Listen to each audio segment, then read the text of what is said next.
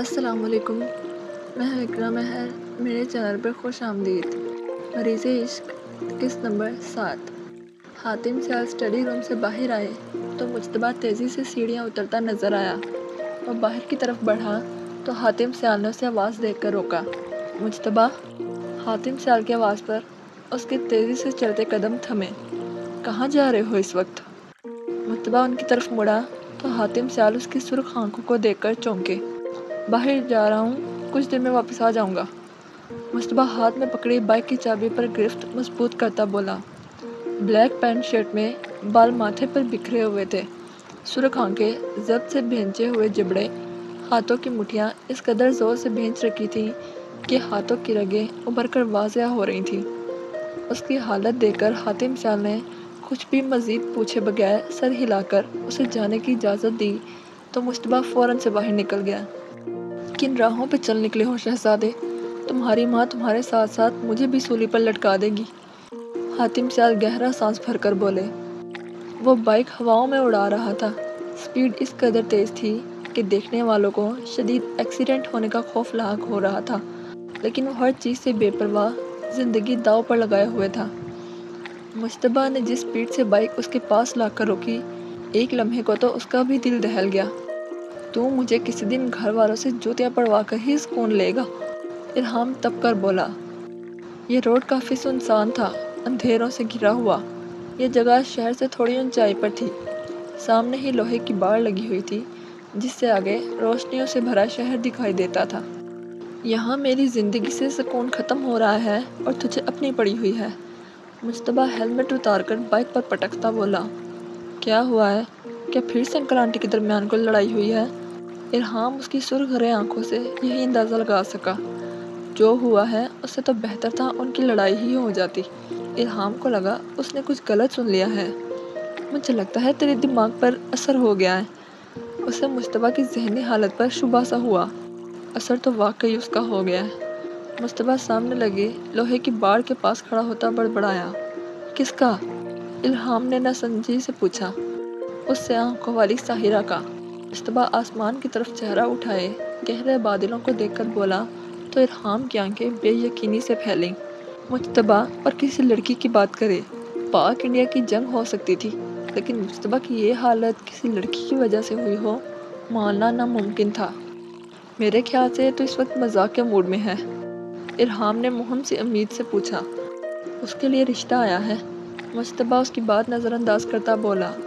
میری جان، مجھے تیری کنڈیشن انتہائی سیریس لگ رہی ہے۔ اس سے پہلے تیری وجہ سے میں انتہائی نگہداشت میں پہنچ جاؤں، ہمیں وقت رہتے ہی ہاسپٹل چلے جانا چاہیے۔ ارحام باقاعدہ اس کی بازو کھینچ کر اسے بائک کی طرف لے کر جاتا بولا۔ بے غیرت انسان، یہاں میری جان پر بنی ہوئی ہے اور تجھے مذاق سوز رہا ہے؟ مجتبیٰ اسے کالر سے پکڑ کر دھاڑا۔ تو اور کیا کہوں؟ کانٹ بلیو، مطلب کل تک جو بندہ اپنے ماں باپ کی ذرا سی لڑائی پر پریشان ہو جاتا تھا، آج وہ کہہ رہا ہے کہ ان کی لڑائی ہو جاتی تو مجھے مذاق نہیں لگے گا تو اور کیا لگے گا؟ ارحام دانت پیستا بولا۔ میں سنجیدہ ہوں ارحام۔ مجتبیٰ اس کا کالر چھوڑتا گہری سانس بھر کر بولا۔ کیا تو واقعی میں سنجیدہ ہے؟ ارحام نے تیکھی نظریں اس کے چہرے پر گاڑے پوچھا۔ کیا تجھے میں مذاقی موڈ میں لگ رہا ہوں؟ مجتبیٰ مٹھیاں بھینچے ضبط سے بولا تو ارحام خاموش ہو گیا۔ کون ہے وہ؟ چند لمحے خاموشی کے نظر ہوئے تو ارحام نے اس کے ساتھ کھڑے ہوتے پوچھا۔ فضا پھپھو کی بیٹی میرم۔ مجتبیٰ نے اس کے سر پر دھماکہ ہی تو کیا تھا۔ وہ پٹر پٹر؟ ارحام نے شوق سے آنکھیں پھیلائے پوچھا۔ تمیز سے۔ مجتبیٰ نے اسے تنبیہی نظروں سے گھورا تو ارحام کے منہ سے بے ساختہ نکلا۔ انا للہ و انا الیہ راجعون۔ مجتبیٰ نے ناسمجھی سے اسے دیکھا۔ میرے خیال سے مجھے تیرے کفن دفن کی تیاری ابھی سے شروع کر دینی چاہیے۔ ارحام کی ایک نئی بکواس پر مجتبیٰ کا دل کیا اسے وہیں سے دھکا دے دے۔ تیرے پاس آ کر اپنی زندگی کی سب سے بڑی غلطی کر دی میں نے۔ مجتبیٰ گھبرا کر واپسی کے لیے قدم بڑھا گیا۔ اوکے ریلیکس، ناراض مت ہو۔ ارحام جلدی سے اس کی بازو پکڑ کر اسے روکتا بولا۔ مجتبیٰ خاموشی سے واپس کھڑا ہو گیا۔ ایک بار پھر سے دونوں میں خاموشی چھا گئی۔ تو تجھے بھی محبت ہو ہی گئی مجتبیٰ سیال؟ کچھ دیر بعد ارحام دھیما سا مسکراتا بولا۔ محبت؟ مجتبیٰ نے چونک کر اسے دیکھا تو وہ اس بات میں سر ہلا گیا۔ میں نہیں جانتا محبت کیا ہوتی ہے، کیسی ہوتی ہے، اس کا احساس کیسا ہوتا ہے، نہیں معلوم مجھے اس سے محبت ہے یا نہیں، لیکن جب وہ کسی اور سے بات کرتی ہے تو برداشت نہیں ہوتا۔ دل کرتا ہے اسے ایسی جگہ لے جاؤں جہاں نہ کوئی اسے دیکھے نہ اس سے بات کرے۔ میرام اور زیام کا بات کرنا یاد آیا تو اس کے لب بھیج گئے۔ اس کی گہری سے آنکھیں مجھے خود میں جکڑ لیتی ہیں، پھر میں چاہوں بھی تو رہائی حاصل نہیں کر پاتا۔ وہ سیاہ آنکھیں دن بہ دن مجھ پر حاوی ہوتی جا رہی ہیں۔ میں کتنی ہی کوشش کر لوں خود کو ان سیاہ آنکھوں کے سحر سے آزاد نہیں کر پاتا۔ مصطبیٰ بے بسی سے بولا تو ارحام کی مسکراہٹ گہری ہوئی۔ ارحام نے بات بدل دی۔ وہ چاہتا تھا مصطبیٰ خود سے محبت کے وجود کو تسلیم کرے۔ تو نے کہا اس کے لیے رشتہ آیا ہے، تو مجھے لگتا ہے تجھے اپنی پھوپھو سے بات کرنی چاہیے۔ رشتہ کہیں سے بھی آیا ہو، مجھے یقین ہے وہ اس پر تجھے ہی ترجیح دیں گی۔ ارحام کی بات نے اسے سوچنے پر مجبور کر دیا۔ میں کل ہی پھوپھو سے بات کروں گا۔ یہ تو طے ہے میرم صرف مصطبیٰ کی ہے، اسے ہر حال میں مصطبیٰ کا ہی ہونا ہے۔ مصطبیٰ پہلی بات ارحام سے کہتا، باقی بات دل میں بول گیا۔ وہ سب لوگ ڈنر کے بعد لانچ میں بیٹھے تھے۔ فضا سیال انہیں آنے والے رشتے کے بارے میں بتا چکی تھی۔ مجھے یہ رشتہ منظور نہیں، منائم سنجیدگی سے بولا۔ کیا خرابی ہے اس میں منائم؟ لڑکے کو ایک بار دیکھنے میں کوئی حرج تو نہیں؟ فضا سیال اس کے سنجیدہ چہرے کو دیکھ کر بولی۔ مجھے ممانی کی کسی بھی رشتہ دار سے میر کی شادی نہیں کرنی۔ منائم کی بات پر ایک لمحے کے لیے لانچ میں خاموشی چھا گئی۔ آپ کیا کہتے ہیں حارث؟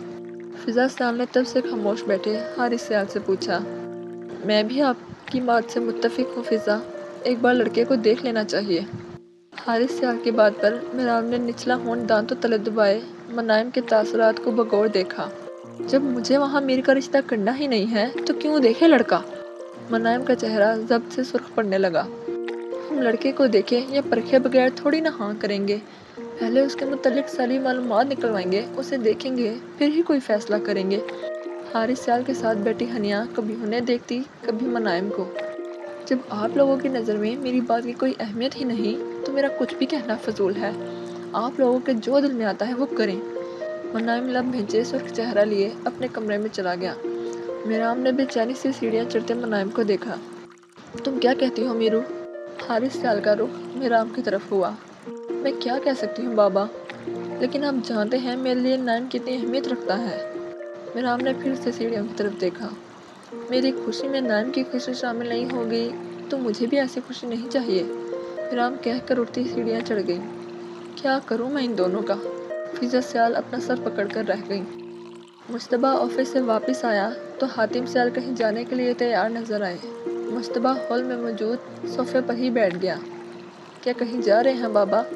ملازمہ اس کے لیے پانی کا گلاس لے کر آئی تو مصطبیٰ وہ گلاس ہونٹوں سے لگائے بولا، تمہاری پھوپھو طرف جا رہا ہوں، انہیں بات کرنی ہے مجھ سے کچھ۔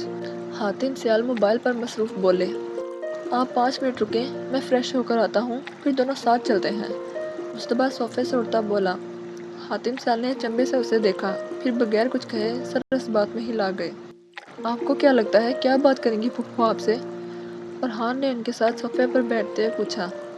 یہ تو وہاں جا کر ہی پتہ چلے گا۔ حاتم سیال گہری سانس بھر کر بولے، امید ہے سب اچھا ہی ہوگا۔ فرحان پر امید لہجے میں بولا تو حاتم سیال بھی سر ہلا گئے۔ مصطبیٰ فریش ہو کر آیا تو وہ اور حاتم سیال حارث ولا کے لیے نکل گئے۔ سب لوگ ڈائننگ روم میں بیٹھے تھے۔ میرام حاتم سیال سے مل کر اپنے کمرے میں چلی گئی تھی۔ مصطبیٰ پر اس نے ایک نظر ڈالنا بھی گوارا نہیں کیا تھا۔ اس کے نظر انداز کرنے پر مصطبیٰ لب بھیج گیا تھا۔ ہنیا اپنے کمرے میں تھی جبکہ منائم ہاسپٹل میں تھا۔ کل رات کے بعد اس نے کسی سے کوئی بھی بات نہیں کی تھی۔ ہاسپٹل بھی ناشتہ کے بغیر ہی چلا گیا تھا۔ فاری آپی میرام کے لیے اپنے بیٹے کا رشتہ لے کر آئی تھی۔ فضا سیال نے ہی بات کا آغاز کیا۔ لڑکا کیسا ہے مصطبیٰ؟ تمہارا کزن ہے، تمہیں تو معلوم ہوگا۔ حارث سیال نے ساتھ بیٹھے مصطبیٰ سے پوچھا تو وہ ضبط سے مٹیاں بھیج گیا۔ وہ پچھلے کئی سالوں سے باہر مقیم ہے پھوپھا، اسے ملے ہوئے بھی کافی وقت گزر گیا ہے، اب وہ کیسا ہے میں نہیں جانتا۔ مصطبیٰ سرخ ہوتی آنکھوں سے نہایت ادب سے بولا، میں چاہتا ہوں کہ تم اس لڑکے کے متعلق معلومات نکلواؤ حاتم، اس کے بعد ہی کچھ سوچیں گے۔ حارث سیال حاتم سیال کو دیکھ کر بولے، تم بے فکر ہو جاؤ، میں پتہ کروا کر تمہیں بتاتا ہوں۔ حاتم سیال کے کہنے پر حارث سیال کے چہرے پر اطمینان چھا گیا۔ میرام اپنے کمرے میں موجود اپنی چیئر پر بیٹھی کوئی کتاب پڑھنے میں مگن تھی۔ दरवाज़ा नॉक हुआ तो میرام نے حیرت سے پیچھے مڑ کر دیکھا۔ اس کے کمرے میں آنے کے لیے کس کو اجازت کی ضرورت پڑ گئی تھی؟ میرام نے اندر آنے کی اجازت دی تو وہ دروازہ کھول کر اندر آ گیا۔ مشتبہ کو دیکھ کر میرام کے ماتھے پر بل پڑ گئے۔ آپ یہاں؟ میرام نے ماتھے پر بل ڈالے اسے سوالیہ نظروں سے دیکھا۔ مجھے تم سے کچھ بات کرنی ہے میرم۔ مشتبہ کے میرم کہنے پر وہ ضبط کے گھونٹ بھر کر رہ گئی۔ لیکن مجھے نہ تو آپ سے کوئی بات کرنی ہے اور نہ ہی آپ کی کوئی بات سننے میں دلچسپی رکھتی ہوں، اس لیے بہتر ہوگا آپ یہاں سے چلے جائیں۔ میرام دو ٹوک انداز میں بولی۔ تم چاہو یا نہ چاہو بات تو تمہیں میری سننی ہی پڑے گی۔ تم سے بات کیے بغیر تو یہاں سے نہیں جاؤں گا۔ مشتبہ بھی اسی کے انداز میں بولا۔ جو بھی کہنا ہے جلدی کہیں، مصروف ہوں میں۔ میرام کو مجبوراً اس کی بات سننی پڑی۔ تم اس رشتے سے انکار کرو گی؟ مشتبہ کے حکمیہ انداز پر میرام کا چہرہ ضبط سے سرخ ہوا۔ اور میں ایسا کیوں کروں گی؟ میرام دانت پیستے بولی۔ کیونکہ میں کہہ رہا ہوں۔ مشتبہ ٹیبل پر ہاتھ رکھتا اس کی طرف جھکتا بولا۔ اور آپ کون ہیں؟ میرام آئی برو اچکار کر بولی تو مشتبہ کا چہرہ سرخ ہو گیا۔ یہ بھی تمہیں جلد ہی معلوم ہو جائے گا۔ مشتبہ پر اصرار انداز میں بولا۔ آپ نے کہا اور میں نے سن لیا، اس لیے اب آپ جا سکتے ہیں۔ میرام سر جھٹک کر بولی۔ لڑکا چاہے جیسا بھی ہو تمہیں اس رشتے سے ہر حال میں انکار کرنا ہے۔ مشتبہ تنبیہی انداز میں بولا۔ میں کیا کروں گی اور کیا نہیں اس کا فیصلہ آپ نہیں کریں گے؟ بہتر ہوگا میرے معاملات سے دور رہیں۔ میرام سرد آواز میں بولی۔ مشتبہ کی باتیں اب برداشت سے باہر ہوتی جا رہی تھیں۔ تم مجھے مجبور کر رہی ہو کہ میں کچھ کروں، تو پھر ٹھیک ہے، ایسا ہے تو ایسا ہی صحیح۔ مشتبہ ایک آخری نظر اس پر ڈال کر اس کے کمرے سے نکلتا چلا گیا۔ میرام سر جھٹکتی واپس سے کتاب پر جھک گئی۔